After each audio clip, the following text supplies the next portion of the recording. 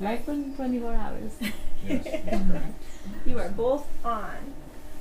Okay, you ready to do this? Mm-hmm.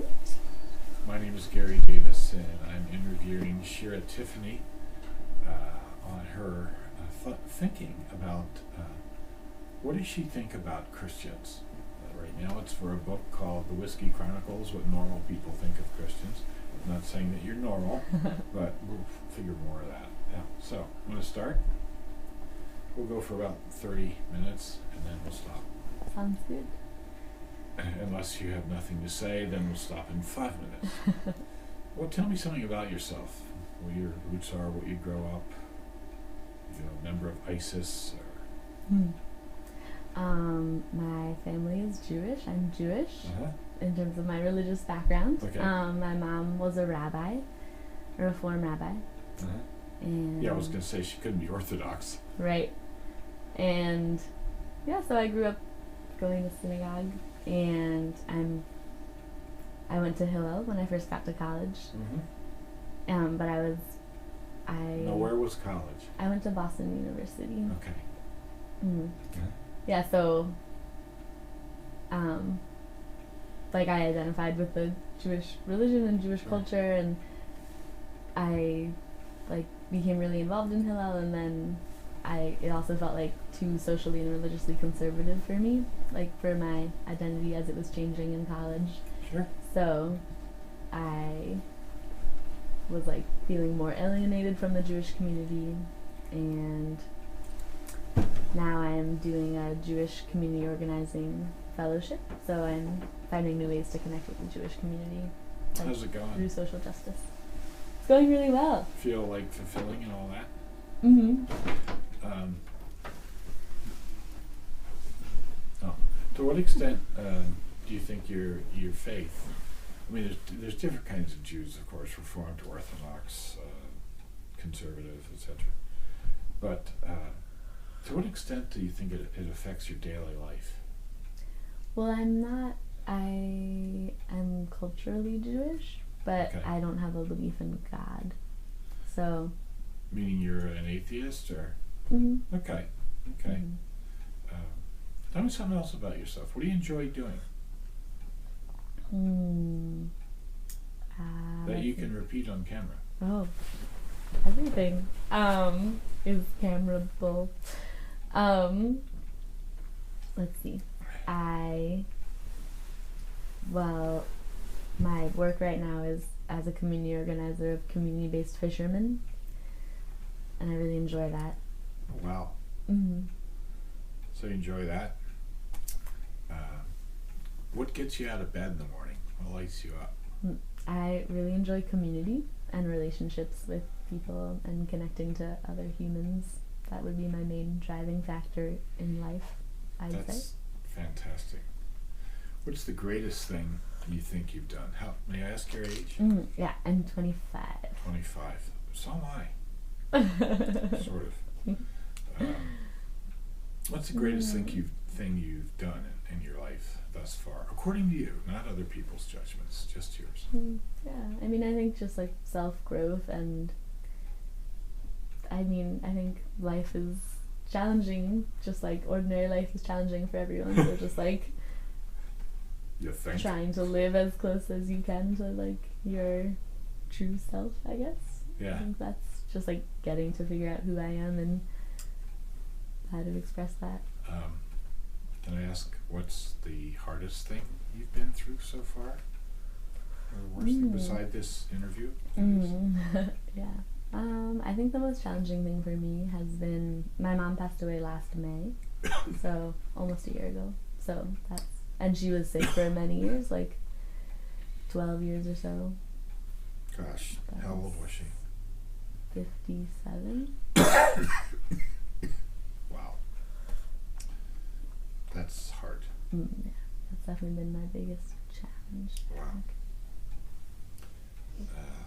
Did people come around you and just care for you at that time? Yeah, it was actually that was a really, like, the ritual of Judaism, Yeah. where you sit Shiva and you have community members come into the mourner's home for 7 days. I think that's a really nice ritual because... Kiddush said, probably. Mm-hmm. Yeah. Did I pronounce that right? Kaddish? We say, yeah, the mourner's Kaddish. Yes. Mm-hmm. Well, can I shift gears a little about, I know you told me earlier in the pre-non-existent interview that you've had an extensive amount of interaction with people that are Christians. Mm-hmm. Can you tell me a little bit about that? Yeah, I have. It's been a interesting, unexpected thing in my life, I guess. When I came to Boston University, I think I'm really idealistic and care a lot about community, and I think I found a lot of friends who are Christian who also like were very aware of trying to live in the, like, create the world as it should be, like the difference between the world as it is and the world as it should be. Oh yeah. They were like thinking a lot about that gap and what it means to live in the world as it is, and like try to work to make it more like the world as it should be.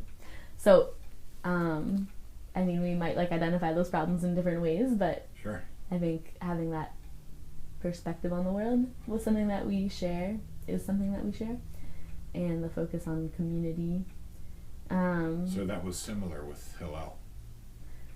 I mean, I think like the Hillel community was very focused on community, and to me it didn't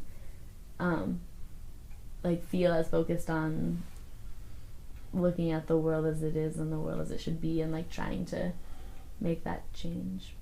Like my specific experience there in the community that I was in, it was more focused on like religion and religious practice. And the Christians you met were not as focused on religious practice? I mean, I was not interacting with Christians in the Christian setting so much. I became friends with a lot of Christians, and it was just, it was sort of like a funny thing that I had friends from InterVarsity and from the Navigators, and I was like, oh, like, they weren't, so it was just interesting that I became friends with a lot of, like, close friends with a lot of women and some men that identified as Christian, and it wasn't in the Christian context, but one friend and I have consistently been doing Bible study for, like, not completely consistently, but mostly for the past 7 years, and with a lot of our other friends. In the Jewish scripture also. or the Christian New Testament? The New Testament. Really? Mm. Like, what have you studied? We go really slowly, so we've really only gone through John and part of Luke over 7 years. You are slow. Over 7 years? Mm-hmm. I wish more Christians would be that in depth. Wow.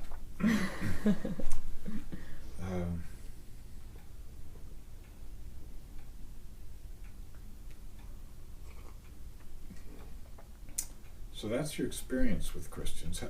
From viewing and interacting with Christians, how do you view, what has become your view of Christianity? I mean, there's such a wide range of Christians, but I guess the Christians that I've met and befriended, a lot of them, I really respect, like, the intentionality and the reflective nature that they have on themselves and their actions and why their motivations, why they're doing things, and like the focus on others, and has been really great. And then, so I have a lot of admiration, and also another thing that like is something I admire, and then something that is difficult for me to grapple with is, I think, the culture a lot of times isn't as progressive as I'm comfortable in. So which culture? Like some of the Christian culture of my friends, or some of Christians that I know in different, I mean, there's a wide range of churches and communities, and there are.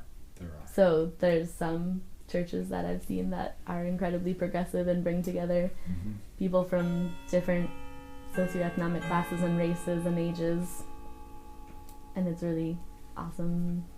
And something that I think those kinds of questions, like in church communities, like acceptance of people of different genders and races and sexual orientations as equal, and especially that's been a very difficult thing for me to grapple with, is seeing homosexuality as a sin for a lot of Christians.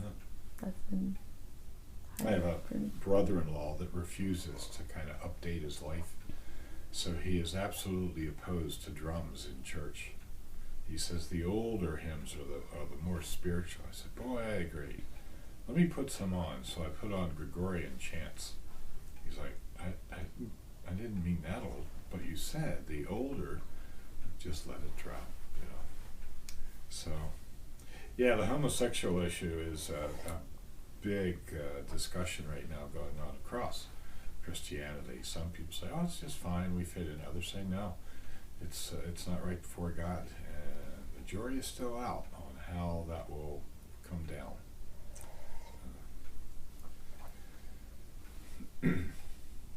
If you could summarize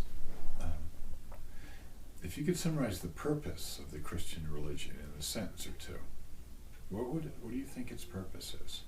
Why does it exist? It's a really good question, because You better have a good answer.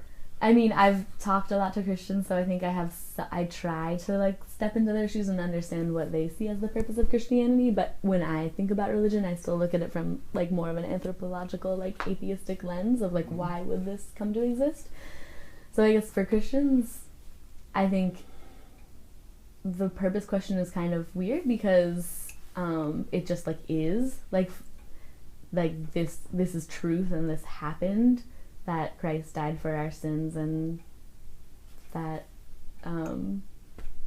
there's this other world. And so the purpose question is kind of doesn't really make sense, I think, in the context of believe if you are Christian and believe in Christianity, because that makes it seem like a choice. Like, so you don't know. I often ask people when they become Christians, I ask, well, why did you do that? Mm-hmm. And some of them say, well, I don't know. I said, you need to think about that. Yeah. But from your point of view, what's the purpose of Christianity? That's a really good question. I definitely have like different ideas. I mean, or I think there's lots of different things. One, I think to build community and to give people a sense of purpose. I mean, it's pretty scary and hard to live in this world, and I think like it can be comforting and also challenging and give more meaning to your life to believe that there's another spiritual dimension to existence. In other words, just not what you can see empirically around you. Yeah. Yeah, I often think of that when I think of, falling in love. You ever been in love? Yeah.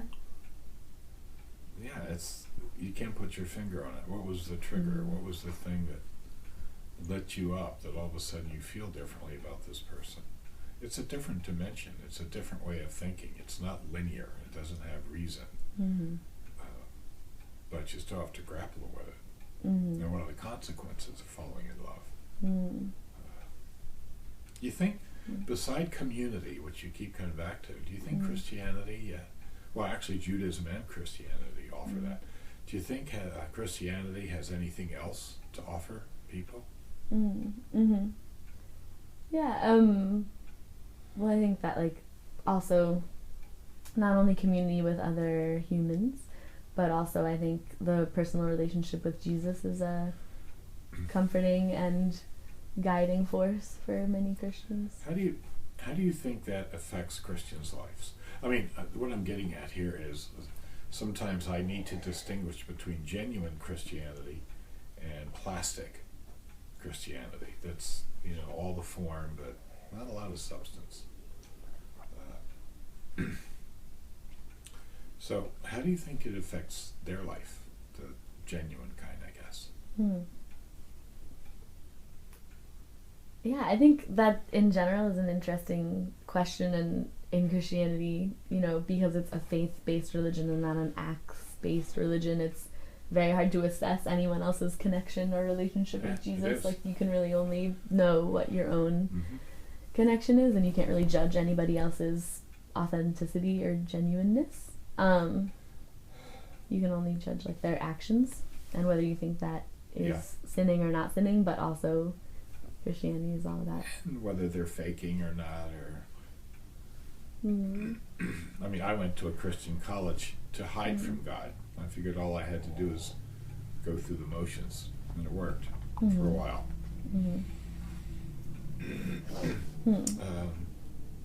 I know you know some individual Christians because you know the one that lives with us. So my question is, what characteristics, good or bad, impressed you about a certain person?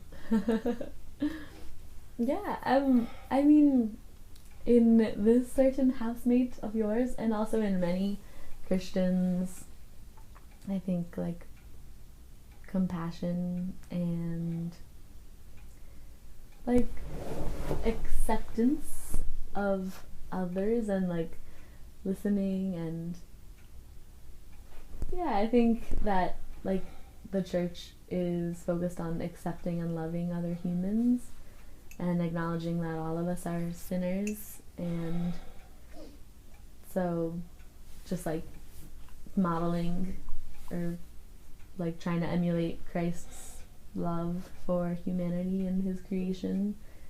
I think Christians often try to emulate that same love for other people. So I'm making these questions harder and harder because you're deep. So I'm going to go deeper. Define sin. Well, that's a good question. I mean, I think, let's see. Or describe it.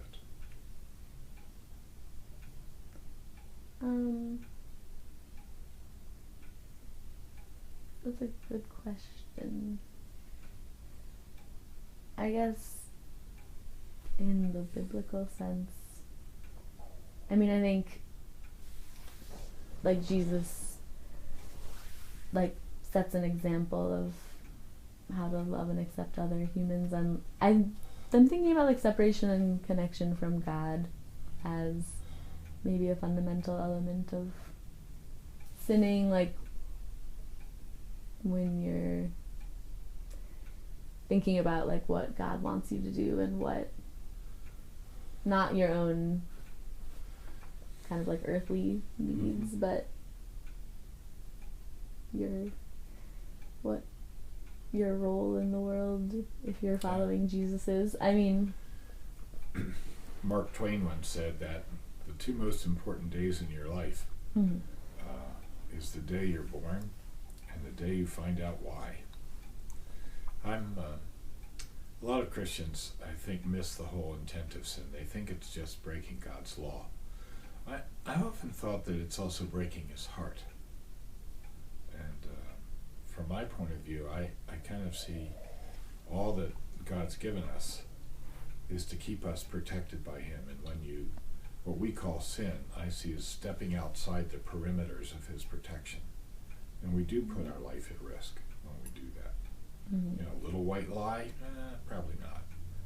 50 little white lies, starts to build up.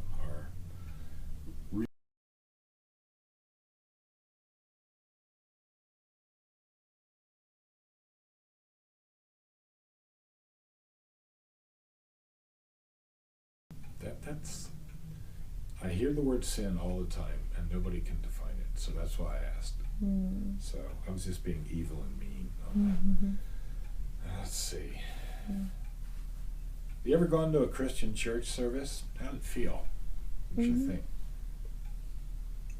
I've been to a few different services and they felt very different. The services compared to one another? Okay. Yeah. Describe, please.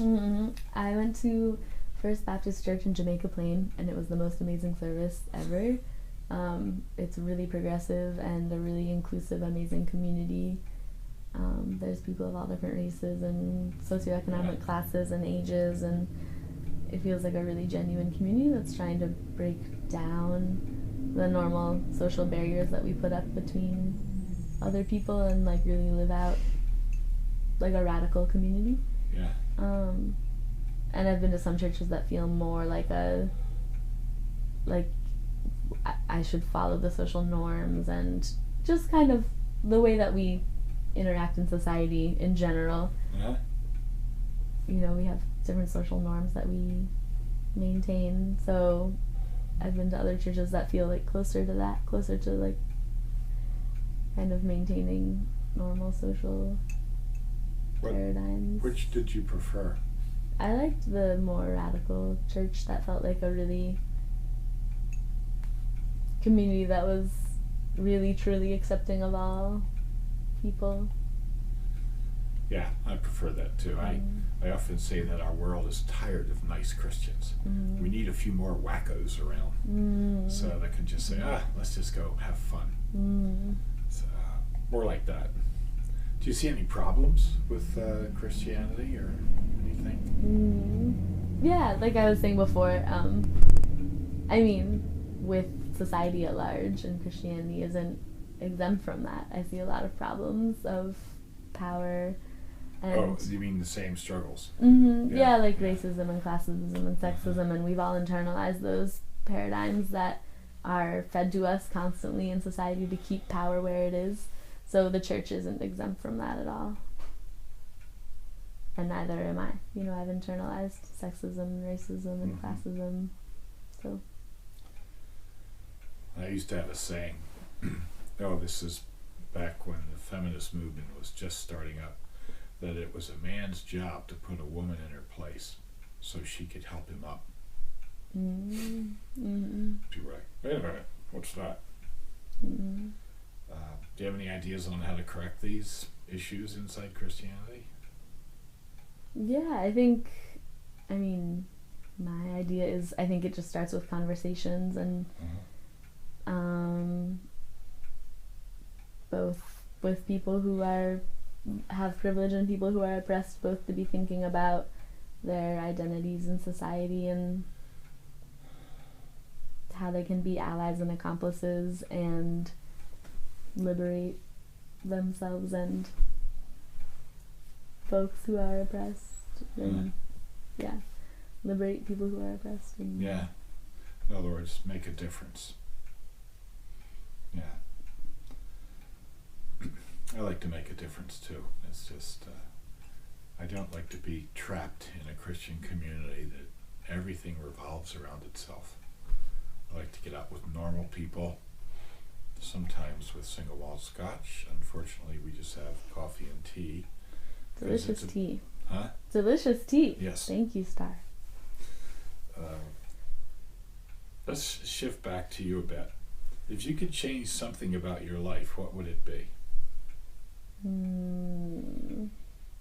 Beside agreeing to do this interview. I don't know. That's a